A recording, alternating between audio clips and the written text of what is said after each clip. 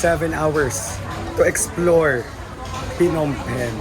Around 209 yung chicken. Once the biggest market in Asia, built by the French colonial government. May actual king, yung king talagang nakatira dyan. Beef fried noodles and then the egg. So dito yung area ng mga food and may mga mat for the experience. Pak, ganun! Guys, kumusta kayong lahat? This is Dave, the Creepo Traveler. And nandito tayo ngayon. It's our first time here in Cambodia! Gusto kong insect na sila.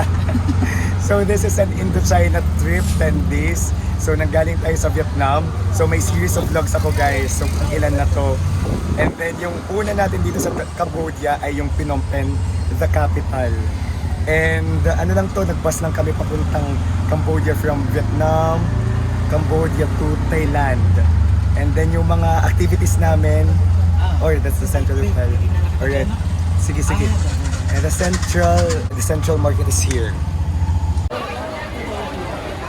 Wait, this is really a market. Pasok tayo sa loob. This is our first stop here in Cambodia, the central market.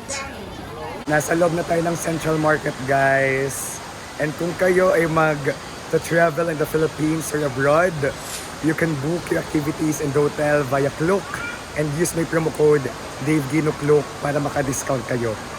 Comment ko sa baba yung links ng aming mga naging activities, yung aming hotel, para may reference kayo kung gusto yung bumiyahe sa Cambodia, Vietnam, and Thailand. Alright? So ito yung central market nila. So this is actually once the biggest market in Asia, built by the French colonial government in 1938. Basta 1930s. At ngayon, functioning pa rin siya, guys.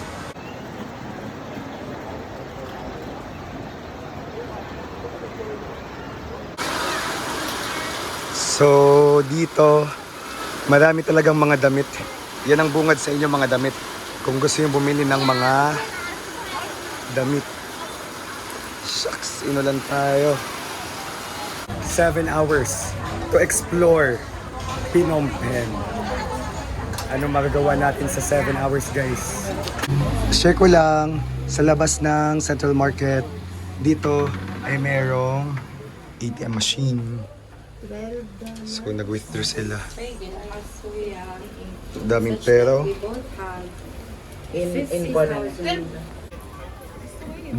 Ano nga kuhain, pagkaon. Kahit anong pagkain. This is like a wet market. Around 209 yung chicken. Chicken ka? 25 ang squid, no? 25. Pero ang laki. Sige. 50 kasi yung dalawa, no? Yes. Wow. Right. Yan yung binili natin, guys. Parang siomai siya na fried. Okay na rin, our first Cambodian food. Di ko nabasahan because iba't kuan. Iba yung titik. How's the food so far? Your first Cambodian meal? Lami. Kakaiba yung timpla. Talaga? Lami kaayo. Yummy. Dami paggutom. Yummy pag gutom. 209 yung isang manok. Sa atin kasi Malaki. kaya kumain sa gadin. Crispy King Day. Bisa na. Wait. Mahal na sir. Correct. 70 plus. Baka nasa mahal na area tayo. Baka naman merong mas mura-mura na area. Kasi sa Vietnam, unang ano pa lang namin, oh, nice, mura.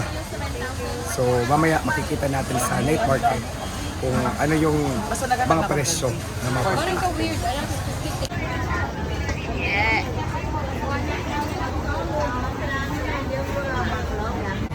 Oh wow, it's a bat.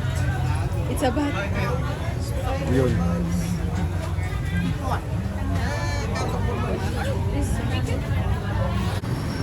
Ayan guys, mga tuk-tuk. And I think this is a mall. Explore lang muna. Mukha lang din siyang Ho Chi Minh actually.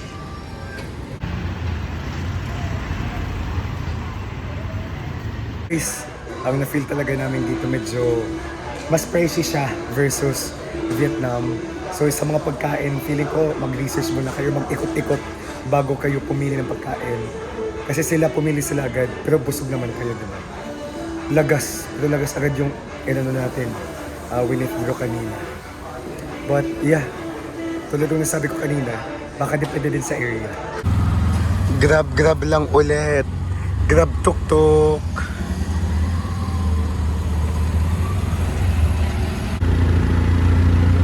Feels like Philippines.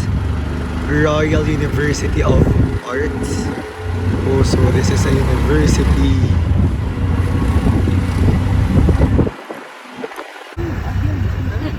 Yes. Wow. Beautiful. Thank you. So we're here in front of the Royal Palace. And there are so many birds. So itong Royal Palace, guys, this was built in the 1800s, 1860s. And may actual king, yung king talagang nakatira dyan. Tapos ginagawa siyang tambayan, yung in front, around the area ng magpapamilya. May mga bibi dito, kakatuwa.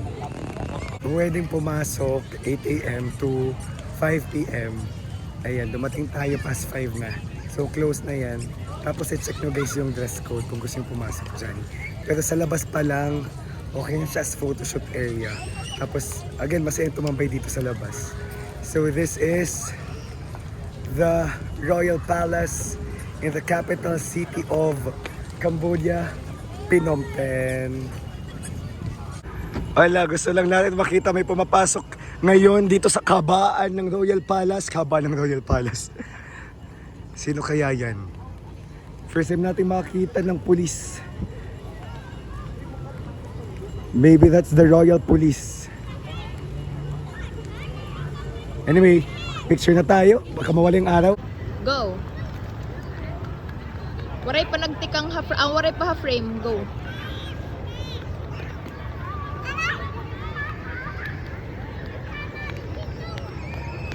Perfect. Tada ka center. Okay. For around 4 hours to explore Phnom Penh here in Cambodia. So what we did was just photo shoot with the birds. Hello, baby.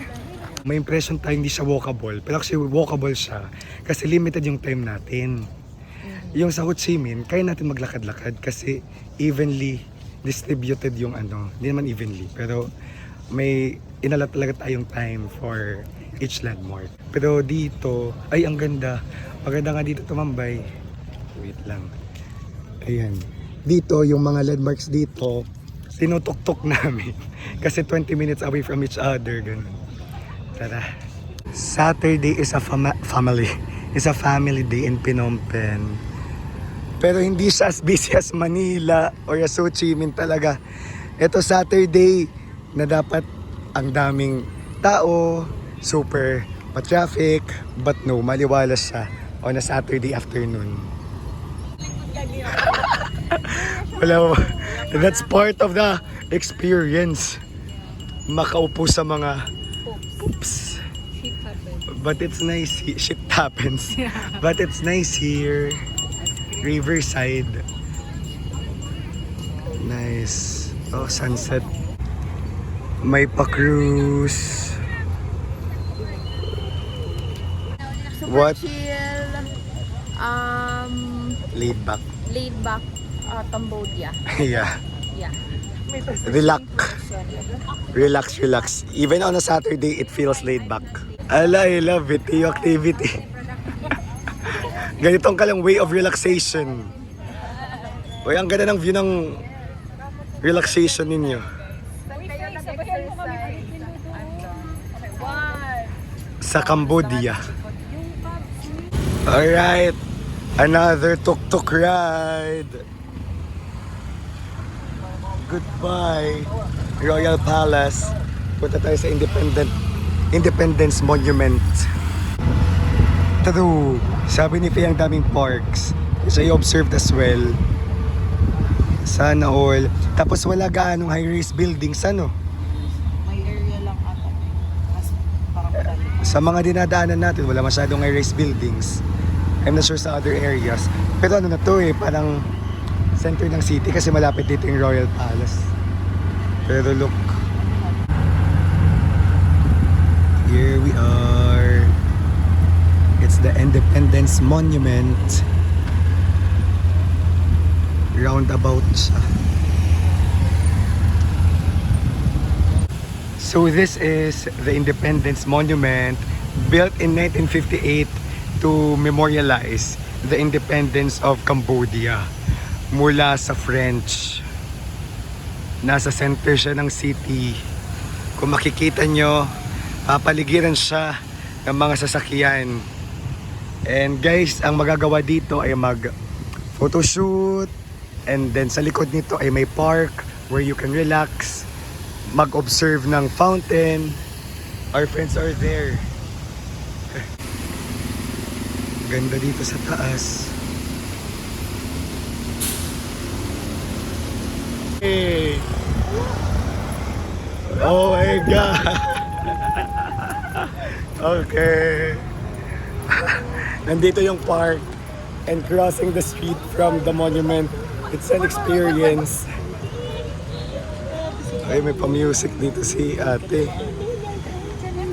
It's 7:40 and tumambay lang tayo dito sa pa-park malapit sa monument. And ngayon papunta tayong night market para kumain. Let's go! We're here sa Phnom Penh Night Market.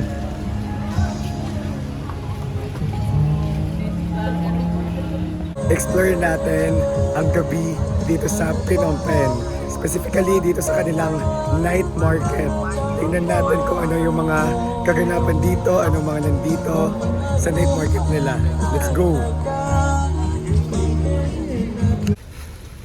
So dito sa night market, tulad sa Central Market ay may mga damit-damit and may mga pagkain din and may live performance doon. Kanina may kumakanta dyan. May stage.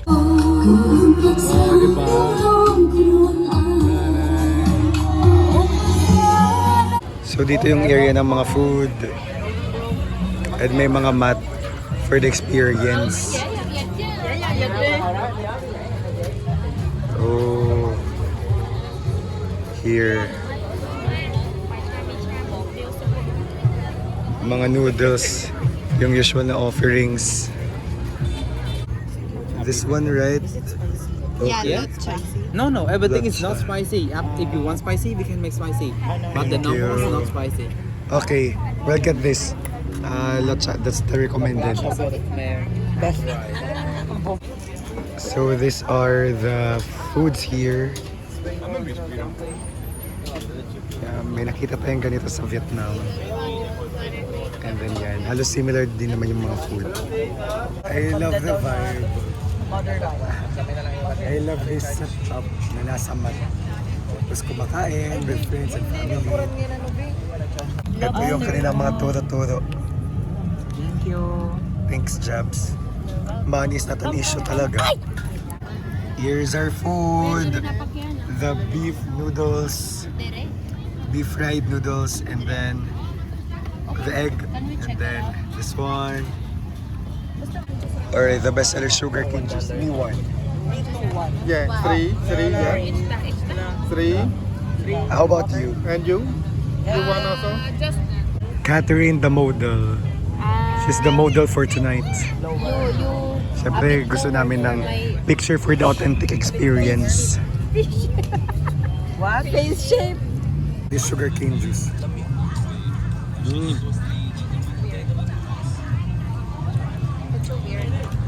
Refreshing. Natural. Ito talaga yung recommended kanina ni Kuya. Sarap din, guys. Sulit itong ano, ang dami. Masarap yung noodles, yung texture, yung beef. Oh, good vlogger yarn. May mga jacket-jacket dito. Iba't ibang klase lang ng damit.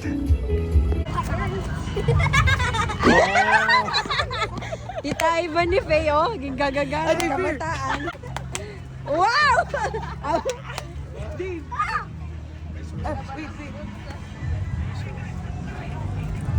Pak, ganun. Asian. Asian na Asian. Asian Olympics, mga kababayan.